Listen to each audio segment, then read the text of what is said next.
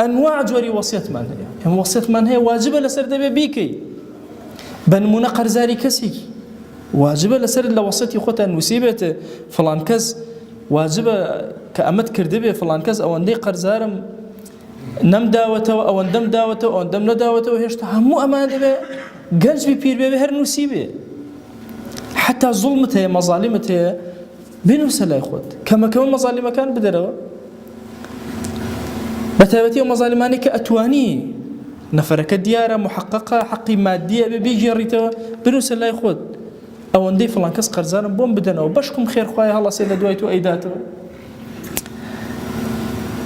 وصيت بكفارات جاري وهي قرزاري خواي لحجك حجي واجبك وتتسرشان وبيو نكراوه وصيتك لدوي خد بوت بكن يان بروجونا بويتو كفارتك كوتو سر قتل اخوان خاص دسي توري داو كفارت بسرشان توي هرشتك لما بتن بنوس امشتانا قرزاري خوام امشتانا قرزاري انسان كانوا اما زور قوري للشريعه كتبي نوسي اما بيو تري وصيه واجبه وصيك من هي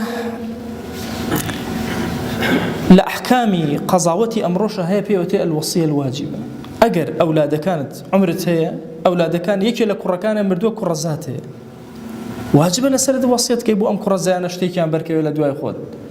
راس الروي ميراته وبرياناك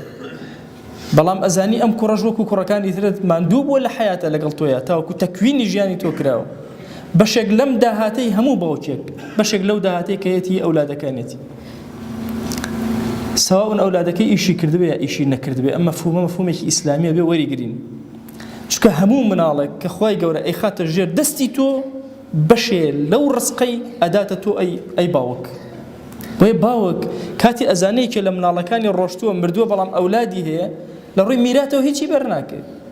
بويا واجبة لسري وصيتك بويان حتى أقول كشتا وكشكد وفاتك أولادي وصيتك بويان أو أنا أقربون أو أنا كنزيك ليته ولا خزبك وصيتي عن بوبك أو بيأتي وصيتي كي واجبك إنسان بك سواء بو كفاراتي أكي بو قرزكاني أكي بو كسانة أكي ك لبشيكن لتوبرام إرز نابن يما لفرائضة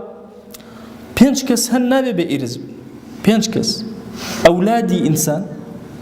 دايكو باوكي إنسان جنو مرد أم بينجنابي ببي ميرات برون همیشه به پشتیان برکوه اگر یک لمانه مرد اگر لبه اولادکانی چون چاویان لسر او ماله پشتیان بودانن بشتیان بودانه مرزنی پشتیک مهم شتیان بودانه که آوانش بی بج نبن که اویی که لوشتانه که لولاتی ام ولا اجتماعی ام فراموش کراو